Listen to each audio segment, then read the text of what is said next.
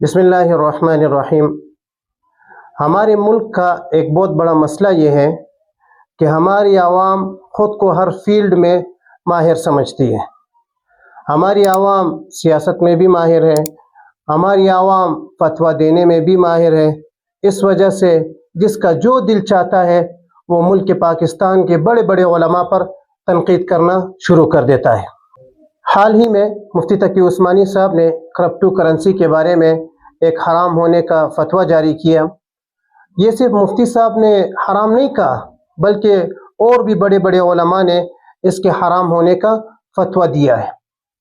اس کے بعد کچھ لوگوں نے مفتی صاحب کا مذاق اڑایا اور ان پر تنقید کی کہ مفتی صاحب کو کیا پتہ ہے کرپٹو کرنسی کے بارے میں، بٹ کوائنز کے بارے میں وغیرہ وغیرہ۔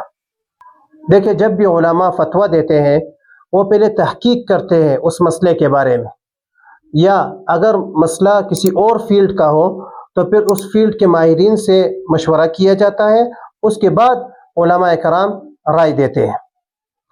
دیکھیں، کرپٹو کرنسی ایک بالکل نیا اور پیچیدہ نظام ہے جس کے پیچھے کوئی مادی وجود یا حکومت کی طرف سے کوئی ضمانت نہیں ہے، بلکہ یہ کچھ فرضی نمبرز ہیں۔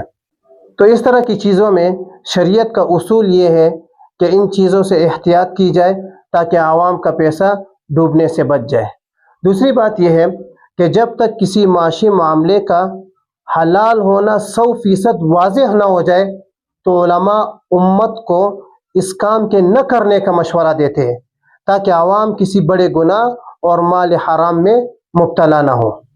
ایک بات یاد رکھیں کہ جن مسائل پر شروع میں علماء پر تنقید کی گئی، بعد میں وقت نے یہ ثابت کیا کہ علماء نے جو بات کہی تھی وہ بالکل ٹھیک کہی تھی۔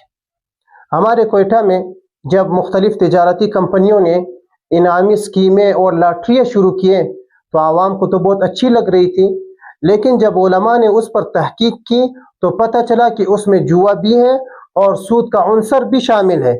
اس وجہ سے علماء نے عوام کو حرام ہونے کا فتویٰ دیا اور عوام کے پیسوں کو سود سے اور ضائع ہونے سے بچا لیا۔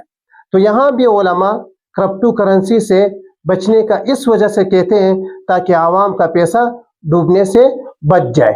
اس تمام گفتگو سے پتہ چلا کہ علماء یہ امت کے خیر خواہ ہے، لہٰذا علماء پر تنقید کر کے اپنی آخرت برباد نہ کرے۔